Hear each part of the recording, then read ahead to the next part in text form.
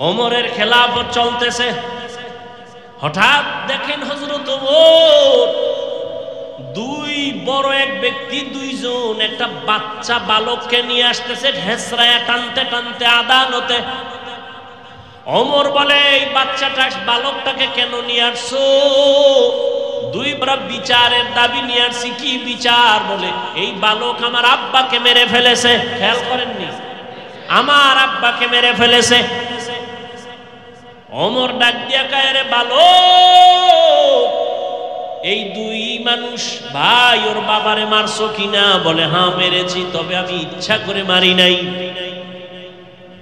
আমি রাখাল, আমার পালিত উটের উপরে এসে একটা পাথর নিক্ষেপ করেছিল, যে কোনো কারণে আমার উট মরে মরে যাবে অবস্থা, আমি রাগ করে পাথরটা উল্টা আবার মারছি, তার মাথায় গিয়া লাগছে, সে মারা গেছে।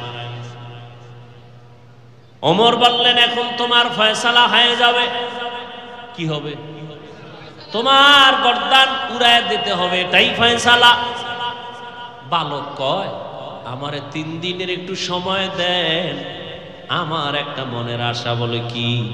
বলে আমার এক ভাই আছে বাড়িতে, গোপন জায়গায় আমার কিছু সম্পদ আছে, আমার ভাই জানে না, আমি গিয়া সম্পদটা ভাইয়ের হাতে বুঝাইয়া এরপরে চলে আসবো। কয়দিন? 3 দিন। ভালো করে খেয়াল করেন, 3 দিন। ওমর বলে, তুমি যে বাড়ি গিয়ে আবার ফেরত আসবা, তার গ্যারান্টি কি? একজনারে যদি জিম্মাদারি বানায় দেও, তোমারে ছাইরা দেব। যদি তুমি সময় মতো না আসো, তোমার জিম্মাদার যে হবে তার কল্লা ফালাবো, এটাই হবে বিচার। এবার বালক ডাক দিয়া কয়, আমার ভাই কাছে আমানতটা দিয়ে আসবো। একজন জিম্মাদার কে আছে এই আদালতে?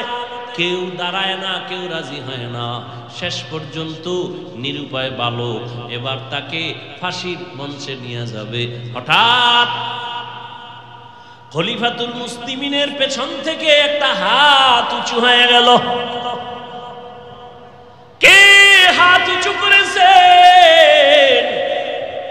রহমতের নবীর কলিজার এক সাহাবী আবু যর গিফারি রাদিয়াল্লাহু আনহু। ডাক দিয়া কয়, খলিফাতুল মুসলিমিন, এই বালকের ছেড়ে দেন, আমি জিম্মাদারি নিলাম। এবার আবু যর জিম্মাদার হয়ে গেলেন। 3 দিন পরে বালক আসবে, না আসলে আবু যরের কল্লা যাবে। একদিন চলে গেল, বালকের খবর নাই। দ্বিতীয় দিন চলে গেল, বালকের খবর নাই। তৃতীয় দিন চলে যাবে ভাব, বিকাল বেলা সূর্য গড়াইয়া পশ্চিম অস্ত যায়। তখন আবু যরকে বলা হলো, আর ওই বালক আসবে না, তুমি ফাঁসির মঞ্চে যাওয়ার জন্য প্রস্তুতি নাও। আবু যর রেডি হয়ে গেলেন। ইসলাম। আবু যর রাদিয়াল্লাহু আনহু রেডি হয়ে গেলেন। নিরুপায়, বালক আসবে না, ধোঁকা দিল নাকি? আবু যর বলে, একটু অপেক্ষা করো, মাগরিবের আজান হওয়া পর্যন্ত একটু সময় দেখি, না আসলে আমারে মারো। মাগরিবের আজান দেওয়ার আগ মুহূর্তে দেখে বালক দৌড়াইতে আছে। বালক দৌড়াইয়া মঞ্চে হাজির। বালক হাজির যখন হয়ে গেল, ওমর ডাক দিয়া কয়, রে বালক, তুই তো না আসলেও পারতি, মরার জন্য এইভাবে আনন্দে কেন আসছো? ইসলামের মর্যাদা ঠিক রাখার জন্য আসছি। কারণ আমি যদি আবু যরের মাথায় বিপদ ফালাইয়া যদি না আসতাম, দুনিয়ার সব ভিন্ন ধর্মের মানুষেরা বলতো, ইসলাম ধর্মটা কি এমন, একজনের বিপদে ফালাইয়া নিজে পালায় গেছে। এই কথা যেন কেউ বলতে না পারে, এই জন্য আমি আসছি। ওমর বলে, আবু যর কেউ জিম্মাদারি নিল না, বালকের জিম্মাদার তুমি হইলা কেন? আবু যর ডাক দিয়া কয়, খলিফাতুল মুসলিমিন, দুনিয়াতে পরবর্তী সময়ে যেন কেউ এ কথা বলার সুযোগ না পায়, যে মুসলমান বিপদে পড়ছে তার সাহায্য চাইলো, কেউ তার সহযোগিতায় আগাই আসলো না। এটা কেমন ধর্ম? এই কথা যেন বলতে না পায়, এই জন্য আমি সহযোগিতায় দাঁড়ায় গেছি। বিচার চাইছে কারা? ভুলে গেছে।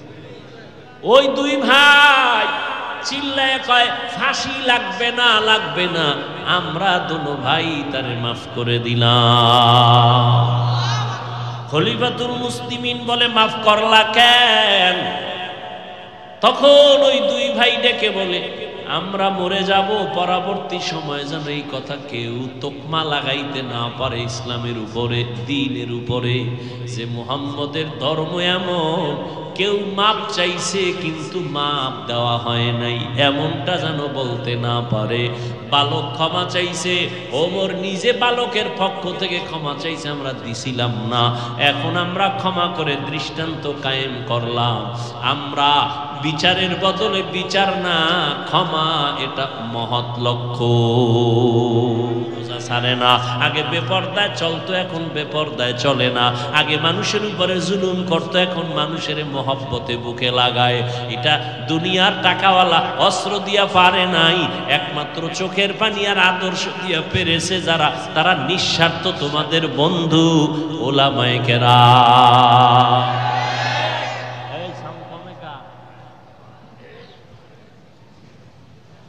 ভাইরা আমার, এখানে এক ওয়াজ চলতেছে আর ওদিকে আর এক ওয়াজ চলতেছে। শুরু হইতে অনেক কে যে বয়ান করে আল্লাহ। মানুষের জ্ঞান, ওই যে বললাম বুঝ, মানুষের বুঝ। আমরা শিক্ষক দেখলে জুতা সোজা করমু, দোয়া নিমু, আবার কেউ শিক্ষক দেখলে গায়ে দিয়া পাড়া দিয়া যায়, গায়েও লাগে না। বুঝ।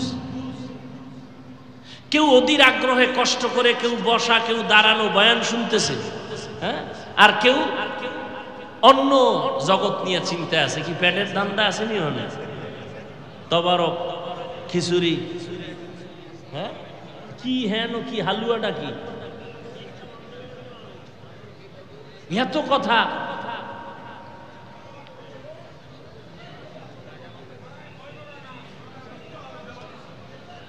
আল্লাহ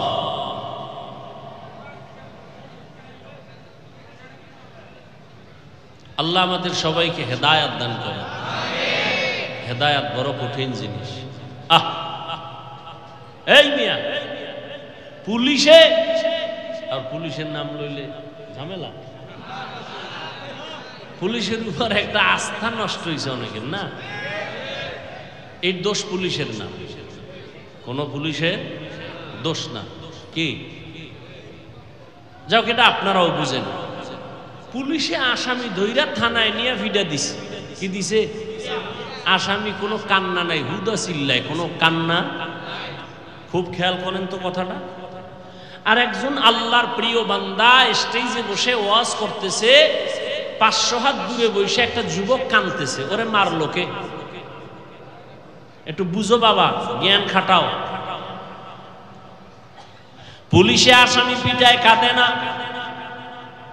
আর একজন আল্লাহর বান্দা বয়ান করে, 500 হাত দূরে বসে একটা যুবক হাউমাউ করে কাঁদে, আল্লাহ মাফ করে দাও, ওরে মারলো কে? একটু ব্রেন খাটাও, জ্ঞান খাটাও। কয়দিন আর বাহাদুরি করবা? মহামারী করোনায় কত তাজা লাশ চোখের সামনে চলে গেল, এমন একটা দিন নাই পানির নিচে, গাড়ির নিচে লাশের খবর নাই। কয়দিন আর বাহাদুরি করবি রে যুবক, কয়দিন আর বাহাদুরি করবা? যতই মাস্তানি করো, মরণ যেদিন আসবে কেউ তোমারে আর কাছে ডাকবে না, কাছে আসবে না। আল্লাহ পাক রব্বুল আলামিন বলেন, যালিকাল কিতাবু লা রাইবা ফীহি, এটা কোরআন এমন একটা কিতাব যার মধ্যে কোনো ভুল আছে? ভুল 1500 বছর পর্যন্ত কত শত মহা ব্যক্তিরা আল্লাহর কোরআনের ভুল বের করার জন্য অপচেষ্টা করেছিল, পারে নাই। বরং বহু বিধর্মী কালেমা পড়ে কোরআনের কাছে মুসলমান হয়েছে। আমরা তো এখনো বলি কোরআন শরীফের একটা ভুল বের করে দাও, এটা তো আমরা সিন্ধুকে তালা মেরে রাখি নাই, এটা ওপেন। হিন্দু ভাই যদি বলে কোরআন পড়বো, আমি টাকা দিয়ে কিনে দিব, নাও তুমি পড়ো, কারণ এটা এমন একটা কিতাব যেটা ধরলে বরকত হয়, যেটা দেখলেও বরকত, যেটা পড়লেও বরকত হয়। যেই কথা শুনলে এত দিল কাঁদে, দুনিয়ার আর কোনো কবিতা এত দিল কাঁদে না। এই কালামে জিন্দা কুরআনে হাকিম, হিকমতে উলা ইয়াজালাস্তু কাদিম। আল্লাহর কোরআনে কোনো ভুল আসেনি? এই যুবকেরা বলো বাবা, আল্লাহর কোরআনে কোনো ভুল আসেনি? আমাকে একটু জবাব দাও। এই কোরআন আল্লাহ পাক যে দিলেন, নবী বললেন দুই জিনিস ধরে রাখো, কোরআন আর আমি মুহাম্মদের আদর্শ। ও যুবক বাবারা, মদিনার নবীর আদর্শে টুপি বললাম, দাড়ি রাখলাম, নামাজ পড়ি, পর্দা করি, হালাল খাই, গালি দেই না। বলো আমগো সম্মান কমছে, তুমগো সম্মান বাড়ছে? হ্যাঁ, বরং সারা দুনিয়াতে মুসলমানের দুশ্মন। এর বড় ১৫০০ বছর পরও দেখো, যাদের কাছে নবীর আদর্শ আছে এদের সম্মান এখনো কমে নাই। হিন্দুরাও সম্মান করে, মহব্বত করে, ভিন্ন ধর্মের মানুষেরাও মহব্বত করে, সম্মান করে। ও যুবক, আল্লাহর কোরআনের মধ্যে বলো, একটা ভুল যদি কেউ বের করে দাও, আমি এখন দাড়ি কেটে ফেলবো, নামাজ বন্ধ, সব জামা কাপড় ফালাইয়া প্যান্ট শার্ট টাই লাগায় নাচ গান শুরু করে দিব, পারবা? একটা ভুল বের করতে পারবা না রে বাবা। বরং এবার বলো, ওই কোরআন শরীফে জান্নাতের বয়ান আসেনি? জাহান্নামের বয়ান আসেনি? কে জান্নাতে যাবে, কে জাহান্নামে যাবে, তাও আমার আল্লাহ বয়ান করেছেন। আল্লাহ বলেন, আমি কোরআনটা কেন দিলাম? জান্নাতের পথ দেখাবে, ভালো পথ দেখাবে, তবে সবাইকে দেখাবে না। যারা আমার আল্লাহকে ভয় করবে, মুত্তাকি, তাদেরকে পথ দেখাবে। যারা আল্লাহর আযাবকে ভয় করবে, তাদেরকে কোরআন পথ দেখাবে। পথ দেখানো মানে আল্লাহ তাদেরকে কুদরতি সাহায্যে, হেদায়াতের দৌলত দিয়া, মরার আগে জান্নাত দেখাইয়া তারপরে আজরাইলের হাতে জীবন দিয়া দিবে। ও আল্লাহর গোলাম, আল্লাহর ভয়, আল্লাহর ভয়, আল্লাহর ভয়। এখানে যত মানুষ আপনারা আছেন, আমি যদি প্রশ্ন করি আপনারা আল্লাহকে ভয় করেননি, সবাই দুহাত উঁচু করে বলবে করি। সবাই বলবে না? যে নামাজ পড়ে না সেও বলবে আল্লাহকে ভয় করি। যে পর্দা করে না সেও বলবে আল্লাহকে ভয় করি। বলবে না? বলবে না? আসলে আল্লাহর ভয় কি জিনিস সেইটাই বুঝি না। যেই সন্তান মা বাবারে ভয় পায়, ওই সন্তান মা বাবার সামনে অপরাধ করে না। যেই ছাত্র শিক্ষকের ভয় পায়, ওই ছাত্র শিক্ষকের সামনে অন্যায় করে না। ঠিক যারা আমার আল্লাহর আযাবের ভয় পায়, তারা আমার আল্লাহরে কখনো ধোঁকা দিয়া গুনাহ করবে না। আল্লাহর ভয়, আল্লাহর ভয়ের নাম তাকওয়া। তাকওয়া, আল্লাহ পাক বলেন, ইন্না আকরামাকুম ইনদাল্লাহি আতকাকুম, আমার কাছে সব থেকে প্রিয় এবং সম্মানিত ওই ব্যক্তি যে আমার আযাবের ভয় করিয়া গুনাহ ছাড়ে। কি ছাড়ে? গুনাহ ছাড়ে। আমার ভয়, আযাবের ভয়। ও যুবক, তোমার আল্লাহ আমার আল্লাহ দুই না এক?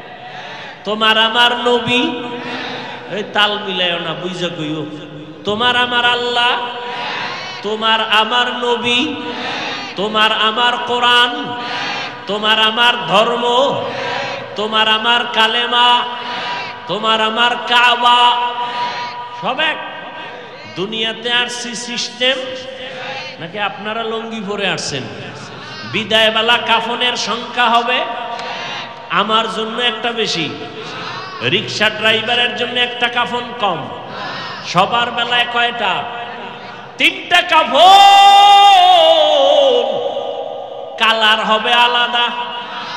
আমি হুজুরদের কাফনের কালার এক রকম, যারা হুজুর না তাদের কাফনের কালার আর এক রকম।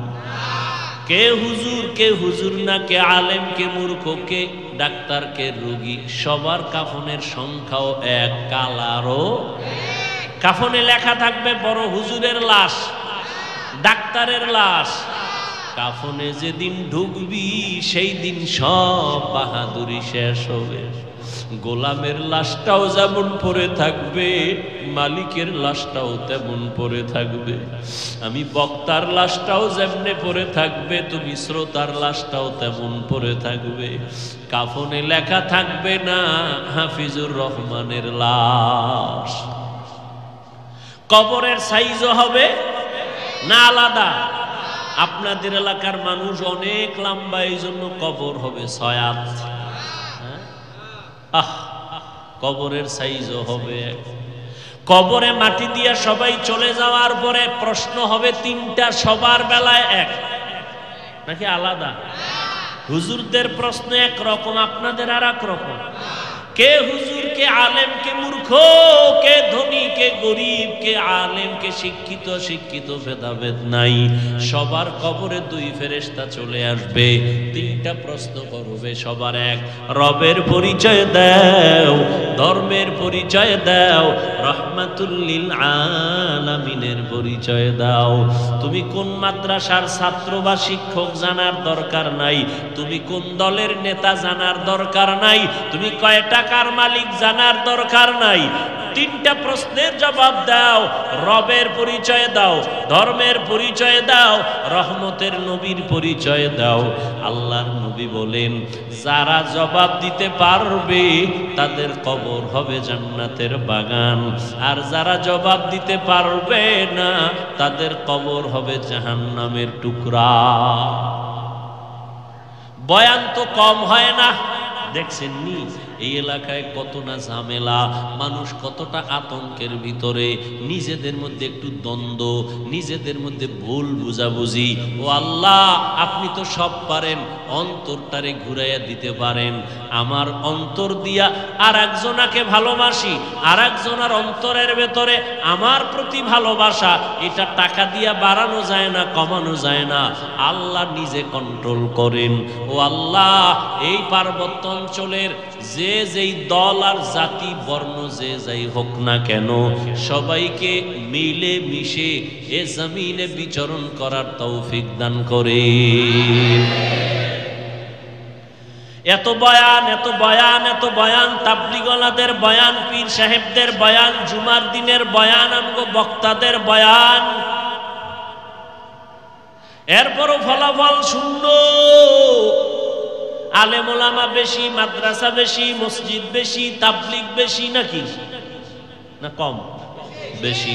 বেনামাজি কমছে, কমছে, বেপর্দা কমছে নি? বিষয় একটা বাড়লে আর একটা কমে যাবে। আলেম বাড়লো, মাদ্রাসা বাড়লো, মসজিদ বাড়লো, বয়ান বাড়লো, তাবলীগ বাড়লো, পীর বাড়লো, বেনামাজি কমে না কেন? বেপর্দা কমে না কেন? রক্তপাত কমে না কেন? বরং আরো ভয়ানক অবস্থা। এর একটাই মাত্র কারণ, যতদিন পর্যন্ত মানুষের অন্তরে তাকওয়া আসবে না, আল্লাহর ভয় আসবে না, কোনো বয়ানে কাজ হবে না। আর একটু শুনবেন বয়ান, দেখেন আল্লাহর ভয় কত কঠিন। খলিফাতুল মুসলিমিন ওমর ফারুক রাদিয়াল্লাহু তাআলা আনহু, তিনি খেলাফতের দায়িত্বে আছেন। ওই সময় বাইতুল মালের জিম্মাদারি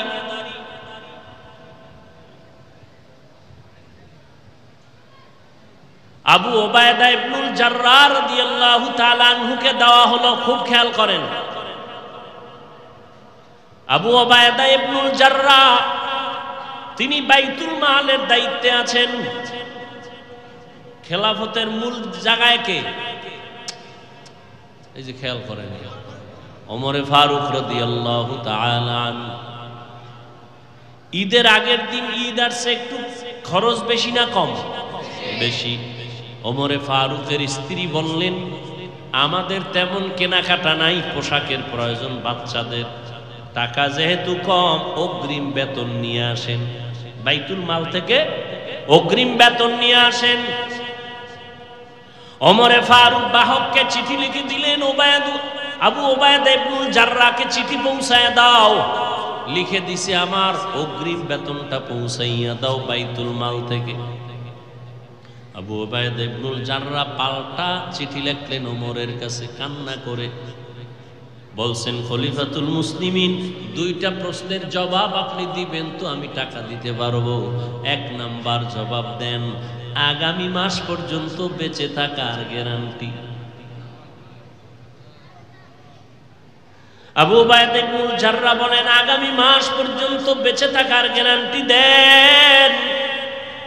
দ্বিতীয় প্রশ্ন, আগামী মাসে যে আপনি থাকবেন, এখন যে খেলাফতের দায়িত্বে আছেন, আগামী মাসে থাকবেন কিনা খেলাফতে, জনগণ রাখবে কিনা গ্যারান্টি দেন। কি আপনি তো ভাবছেন থাকবেন, কিন্তু জোহরের আগে হেলিকপ্টারে যাওয়া লাগবে, তখন কি উপায়?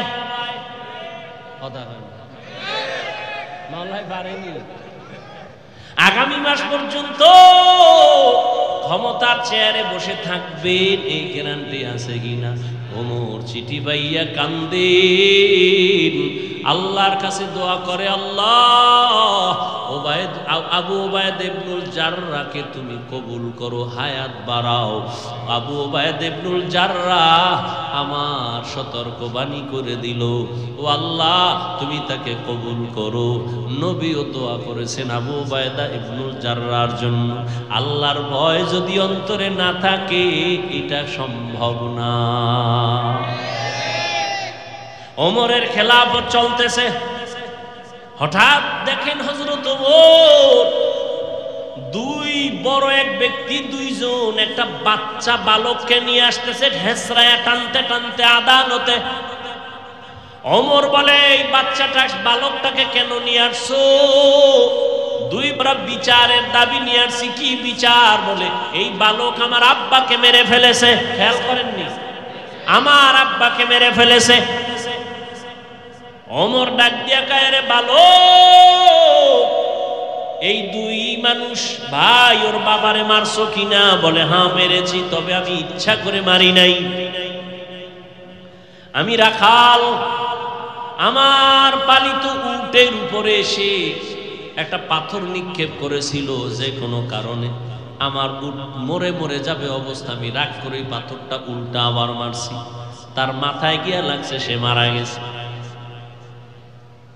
ওমর বললেন, এখন তোমার ফয়সালা হয়ে যাবে। কি হবে? তোমার গর্দান উড়ায় দিতে হবে, এটাই ফয়সালা।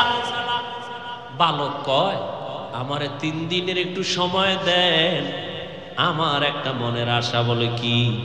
বলে, আমার এক ভাই আছে বাড়িতে, গোপন জায়গায় আমার কিছু সম্পদ আছে, আমার ভাই জানে না, আমি গিয়া সম্পদটা ভাইয়ের হাতে বুঝাইয়া এরপরে চলে আসবো। কয়দিন? 3 দিন। ভালো করে খেয়াল করেন, 3 দিন। ওমর বলে, তুমি যে বাড়ি গিয়ে আবার ফেরত আসবা, তার গ্যারান্টি কি? একজনারে যদি জিম্মাদারি বানায় দেও, তোমারে সাইরা দেব। যদি তুমি সময় মতো না আসো, তোমার জিম্মাদার যে হবে তার কল্লা ফালাবো, এটাই হবে বিচার। এবার বালক ডাক দিয়ে কয়, আমার ভাই কাছে আমানতটা দিয়ে আসবো। একজন জিম্মাদার কে আছে এই আদালতে? কেউ দাঁড়ায় না, কেউ রাজি হয় না। শেষ পর্যন্ত নিরুপায় বালক, এবার তাকে ফাঁসির মঞ্চে নিয়ে যাবে। হঠাৎ খলিফাতুল মুসলিমিনের পেছন থেকে একটা হাত উঁচু হয়ে গেল। কে হাত উঁচু করেছে? রহমতের নবীর কলিজার এক সাহাবী আবু যর গিফারি রাদিয়াল্লাহু আনহু। ডাক দিয়া কয়, খলিফাতুল মুসলিমিন, এই বালকের ছেড়ে দেন, আমি জিম্মাদারি নিলাম। এবার আবু যর জিম্মাদার হয়ে গেলেন। 3 দিন পরে বালক আসবে, না আসলে আবু যরের কল্লা যাবে। একদিন চলে গেল, বালকের খবর নাই। দ্বিতীয় দিন চলে গেল, বালকের খবর নাই। তৃতীয় দিন চলে যাবে ভাব, বিকাল বেলা সূর্য গড়াইয়া পশ্চিম অস্ত যায়, তখন আবু যরকে বলা হলো আর ওই বালক আসবে না, তুমি ফাঁসির মঞ্চে যাওয়ার জন্য প্রস্তুতি নাও। আবু যর রেডি হয়ে গেলেন ইসলাম। আবু যর রাদিয়াল্লাহু আনহু রেডি হয়ে গেলেন, নিরুপায়, বালক আসবে না, ধোঁকা দিল নাকি। আবু যর বলে একটু অপেক্ষা করো, মাগরিবের আজান হওয়া পর্যন্ত একটু সময় দেখি, না আসলে আমারে মারো। মাগরিবের আজান দেওয়ার আগ মুহূর্তে দেখে বালক দৌড়াইতে আছে। বালক দৌড়াইয়া মঞ্চে হাজির। বালক হাজির যখন হয়ে গেল, ওমর ডাক দিয়া কয়, রে বালক, তুই তো না আসলেও পারতি, মরার জন্য এইভাবে আনন্দে কেন আসছো? ইসলামের মর্যাদা ঠিক রাখার জন্য আসছি।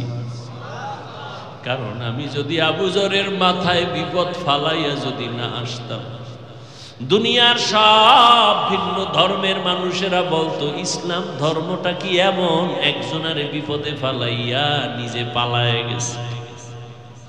এই কথা যেন কেউ বলতে না পারে, এই জন্য আমি আসছি।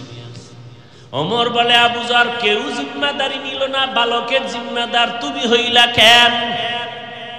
আবু যর ডাক দিয়া কয়, খলিফাতুল মুসলিমিন, দুনিয়াতে পরবর্তী সময়ে যেন কেউ এ কথা বলার সুযোগ না পায় যে মুসলমান বিপদে পড়ছে, তার সাহায্য চাইলো, কেউ তার সহযোগিতায় আগাই আসলো না, এটা কেমন ধর্ম? এই কথা যেন বলতে না পায়, এই জন্য আমি সহযোগিতায় দাঁড়ায় গেছি। বিচার চাইছে কারা? ভুলে গেছে। ওই দুই ভাই চিল্লায় কয়, ফাঁসি লাগবে না, লাগবে না, আমরা দুনো ভাই তারে মাফ করে দিলাম। খলিফাতুল মুসলিমিন বলে, মাফ করলা কেন? তখন ওই দুই ভাই ডেকে বলে, আমরা মরে যাব, পরবর্তী সময় যেন এই কথা কেউ তোকমা লাগাইতে না পারে ইসলামের উপরে, দ্বীনের উপরে, যে মুহাম্মদের ধর্ম এমন, কেউ মাপ চাইছে কিন্তু মাপ দেওয়া হয় নাই, এমনটা যেন বলতে না পারে। বালক ক্ষমা চাইছে, ওমর নিজে বালকের পক্ষ থেকে ক্ষমা চাইছে, আমরা দিছিলাম না, এখন আমরা ক্ষমা করে দৃষ্টান্ত কায়েম করলাম। আমরা বিচারের বদলে বিচার না, ক্ষমা, এটা মহৎ লক্ষ্য। ইসলাম কি শিখায় আর আমরা কি শিখি? আমারে যদি কেউ কয় 12টা বাজাবো, আমি বলি রেডি থাক, আমি 13টা বাজাবো। এই তো আমাদের মুসলমানিত্ব রে বাবা। অন্যের সাথে কেমন আচরণ করব এটা তো দূরের কথা, নিজেদের সাথে সাপ বেজির লড়াই। এজন্য আমি শুরুতেই রাসূলের হাদিস বলেছি, আল্লাহর ভয়, নিজেরে ছোট মনে করো। আল্লাহ কোরআনে বলেন, যালিকাল কিতাবু লা রাইবা ফীহি, এটা এমন একটা কিতাব যার মধ্যে ভুল নাই, আর জান্নাতের পথ তাদেরকে দেখাবে যারা আল্লাহরে ভয় করে। আল্লাহর ভয় এত দামি একটা ভয়, হযরত ওমর দিনের বেলা আদালতে বিচার আচার করেন, রাতের বেলা ঘুমায় না। তাহাজ্জুদের টাইমে বের হয়ে গেছে এলাকায় ঘুরে, আমার প্রজাদের কি হালাত।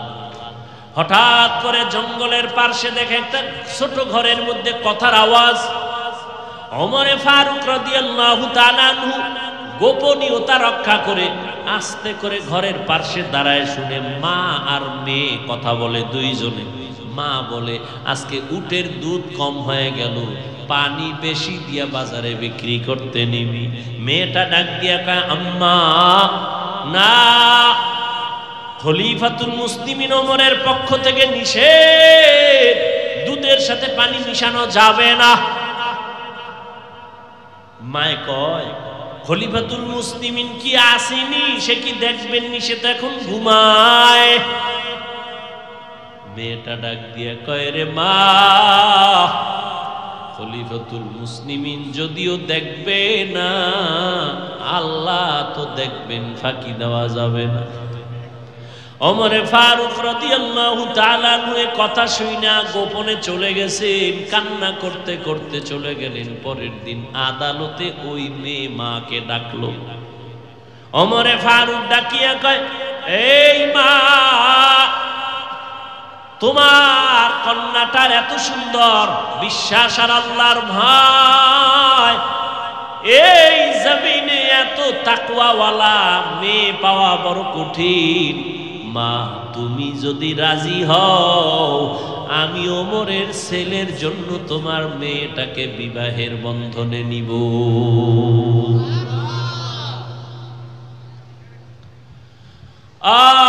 আল্লাহর ভয়, তাকওয়া আজকে ভয় নাই। যত অন্যায় চলতেছে আল্লাহর ভয় নাই, জবাবদিহিতার চিন্তা নাই। আল্লাহ বলেন, আমার ভয় অন্তরে জমা করো, আমার ভয়, আমার আযাবের ভয়। একটা ছাত্র যদি উস্তাদের শাস্তির কারণে কান্না করে ভয়, একটা সন্তান যদি মা বাবার শাস্তির কারণে ভয়ে কান্না করে। ওরে সাহাবায়ে কেরামরা, যাদেরকে আল্লাহ জান্নাতের গ্যারান্টি দিলেন, তাদের ইতিহাস পড়ো, মৃত্যু পর্যন্ত শুধু কান্নার আওয়াজ। আল্লাহর আদালতে কেমনে দাঁড়াবো? ও আল্লাহর বান্দারা, আল্লাহ পাক রব্বুল আলামিন আমাদেরকে আকল দান করলেন, বুদ্ধি দিলেন, ভালো মন্দ যাচাই করার সুযোগ দিলেন। ও আল্লাহর বান্দা, ও যুবক বাবারা, আমি তোমাদেরকে যত বয়ান দিলাম, আমি কিন্তু বলি নাই হুজুর হও, পাগড়ি লাগাও, তসবিহ হাতে লাগাও, স্কুল ছেড়ে দাও, কওমি মাদ্রাসায় যাও, একবারও বলি নাই। বরং আমি তোমাদের সান্ত্বনা দিয়া বলি, বাবা, স্কুলে বড় বাধা নাই, কলেজে বড় বাধা নাই, চাকরি করো বাধা নাই, মা বাবার খেদমত করো, দোয়া নাও। ও আল্লাহর বান্দা, উলামায়ে কেরামের পরামর্শ নিয়ে নবীর তরিকায় চলো। তুমি ডাক্তার হও, ইঞ্জিনিয়ার হও, প্রফেসর হও, কোনো বাধা নাই রে বাবা। তবে দাবি আমার বেয়াদব হইবা না, তোমার ব্যবহারে যেন মা বাবা কষ্ট না পায়, তোমার আচরণে আলেমরা কষ্ট যেন না পায়, তোমার ব্যবহারে মুরব্বীরা যেন কষ্ট না পায়। ও যুবক বাবারা, আজকে আমিও তো তোমার মতো প্যান্ট শার্ট টাই লাগায় দাড়ি কাইটা রাস্তায় যদি ঘুরতাম, কেউ আমারে বাধা দিত না। টুপি মাথায় দিলে মাথাটা গরম লাগে, তোমার থেকে কম বুঝি না। দাড়ির কারণে যৌবনের ভাব চলে যায়, কম বুঝি না। লম্বা জামার কারণে শরীর গরম লাগে, তাও বুঝি। তারপরও কেন দাড়ি ফালাই না, কেন টুপি ফালাই না রে বাবা?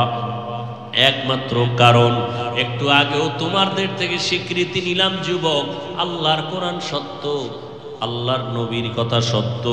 ও যুবক বাবারা, তোমার মতো কত যুবক তাকায় দেখো, জীবনে কোনোদিন মাদ্রাসায় পড়ে নাই, স্কুল কলেজে পড়ে, জেনারেল লাইনে পড়িয়াও নামাজ পড়ে, মা বাবার সাথে ভালো ব্যবহার করে, আছে না নাই? তুমি তোমাকে জিজ্ঞাসা করো, তুমি কেন পারো না? তোমার মতো যুবক রাস্তায় গাড়ি চালায়, টাইম মতো নামাজ পড়ে নাই। তুমি তোমাকে বলো, তুমি কেন পারো না? আমি তো তোমাকে হুজুর হইতে বলি নাই, আমি তোমাকে কওমি মাদ্রাসায় যেতে বলি নাই, আমি তোমাকে তাবলীগ করতে বলি নাই। বলো, তোমার মতো যুবক সন্তানটা রাস্তায় গাড়ি চালায়, নামাজ ছাড়ে না। তোমার মতো যুবক বাবা নদীর মধ্যে মাছ ধরে, নামাজ ছাড়ে না।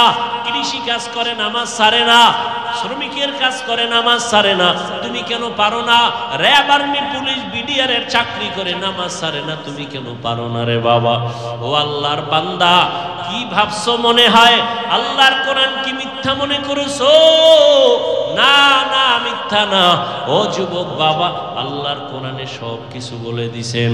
ও আল্লাহর গোলামেরা, মনটাকে একটু বুঝাও। তোমার আমার মতো যুবক যদি স্কুল কলেজে পড়িয়া নামাজ পড়ে, তুমি আমি কেন পারবো না? ও বৃদ্ধ বাবাজিরা, আপনাদের মতো বুড়া মানুষ মসজিদে গিয়া নামাজ পড়ে 5 বেলা, আপনি কেন পারবেন না? ও পর্দার আড়ালের মা বোনেরা, আপনাদের মতো কত মা বোন স্বামীর মাল হেফাজত করে, 5 ওয়াক্ত নামাজ পড়ে, মোবাইলে সময় নষ্ট করে না। ও মা, আপনাদের এত সম্মান, এত মর্যাদা, আপনারা এক সময় নতুন শাড়ি পরিয়া কত আনন্দ করিয়া স্বামীর ঘরে আসছেন, একদিন এমন সামনে আসবে সাদা কাফন পরিয়া কবরের দেশে যেতে হবে রে মা। সন্তান মা মা বলে কাঁদবে, মা আপনার জবানে কোনো আওয়াজ হবে না। এরে আম্মা জান, আপনাদের এত মর্যাদা আল্লাহ দিলেন, আপনারা নবীদের মায়ের মতো মা, সাহাবায়ে কেরামদের মায়ের মতো মা। এই স্টেজে 5টা সন্তানের মাথায় পাগড়ি দেওয়া হলো, ওরা কোরআনের হাফেজ হয়ে গেছে। ও মা, আপনার কি মনে চায় না আপনি একটা ভালো সন্তানের মা হবেন?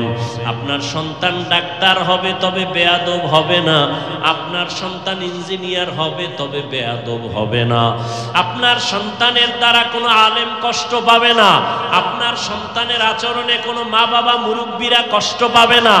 এমন একটা আদর্শ সন্তান যদি চান, তাহলে আপনাকে আদর্শবান হতে হবে, আপনার ব্যবহার চরিত্র সুন্দর রাখতে হবে। ও আম্মা জানেরা, এখনো সময় আছে, তওবা করে নেন। মরণের পরে কবরে গেলে কেউ আপনার আর আপন থাকবে না। ও যুবক বাবারা, আল্লাহর কাছে মনে মনে তওবা করো আর বলো, হে মালিক, জীবনে শয়তানের ধোকায় কম গুনাহ করি নাই। ও আল্লাহর বান্দারা, আজকে আমার ডানে বামে বন্ধু বান্ধবের অভাব নাই, কিন্তু মরণ যখন আসবে আমার গায়ের গেঞ্জি জামা আমার আপনজনেরা বেলেট দিয়া কেটে কেটে রেখে দিবে, সাদা কাপনের প্যাকেট বানাইয়া এমন জায়গায় কবরে রাখবে যেখানে দিনের বেলাও যাইতে বড় ভয় লাগে। এই চোখের সামনে কত যুবকের লাশ দেখলাম আর জানাজা পড়াইলাম। ও যুবক, ঘুমের বিছানায় তো কত যুবক মরিয়া যায়, তুমি যে ঘুমাইতে যাও তোমার কি ভয় লাগে না? ঘুমের মধ্যে যদি আজরাইল এসে হাজির হয় আর তুমি উঠতে পারবা না। ও যুবক বাবা, এখনো সময় আছে, তওবা করে নেও। আল্লাহর আযাব সইতে পারবা না রে বাবা। এত আমল, এত নামাজ, এত রোজা, এত সুন্দর ইখলাস আর তাকওয়া সাহাবায়ে কেরামরা করার পরও তারা মৃত্যু পর্যন্ত কান্না করেছেন।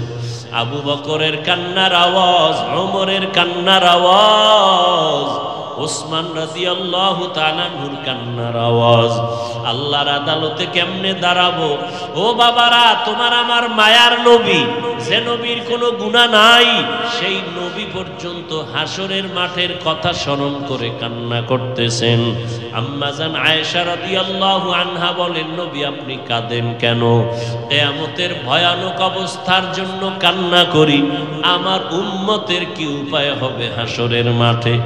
নবীরা পর্যন্ত বেকারার হয়ে কাঁদবেন, উম্মতের কথা ভুলে যাবেন, আমার উম্মতের কি উপায় হবে সেই সময়? আমার উম্মতেরা কোথায় চলে যাবে? আমার উম্মত জাহান্নামে যদি যায়, আমি নবী জান্নাতে যেতে পারবো না। ও নবীর আশিক, নবী যদি কান্না করতে পারেন হাসরের ভয়ঙ্কর অবস্থার কারণে, তোমার আমার কপাল এত খারাপ, গুনার কারণে দিলটা পাথর, এ কারণে চোখে পানি নাই, গুনার কারণে হাত না পাক, চোখ না পাক, জিহ্বা না পাক, অন্তর না পাক।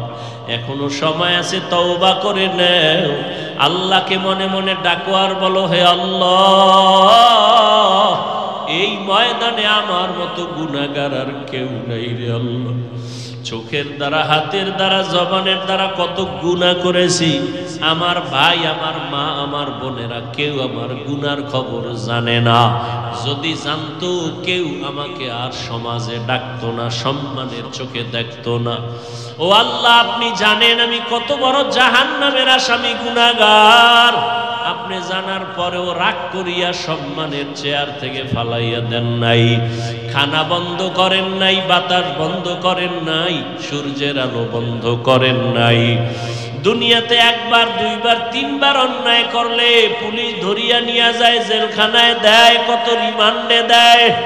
ও আল্লাহ, আপনি তো একবারও বিপদে ফালাইলেন না। আজকে তওবার নিয়ত করতেছি, জীবনে আর গুনাহ করব না, দাড়ি কাটবো না, বেপরদায় চলবো না, মা বাবাকে কষ্ট দিব না। উলামায়ে কেরামের পরামর্শ নিয়ে নবীর তরিকা মানিয়া চলবো, 5 বেলার নামাজ যথাসময়ে আদায় করব।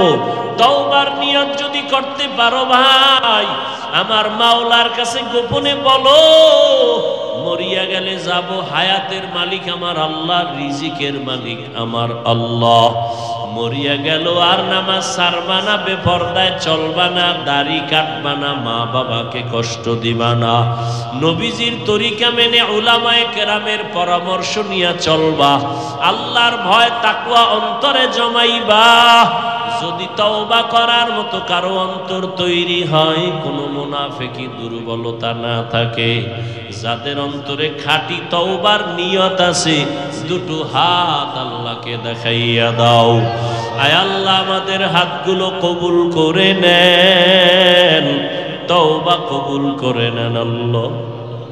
আমরা গুনার কারণে লজ্জিত হইয়া তওবার জন্য হাত তুলেছি, আর গুনাহ করব না, নাফরমানি করব না, আর নামাজ ছাড়ব না, বেপরদায় চলব না, দাড়ি কাটব না, মা বাবার সাথে আর বেয়াদবি করব না।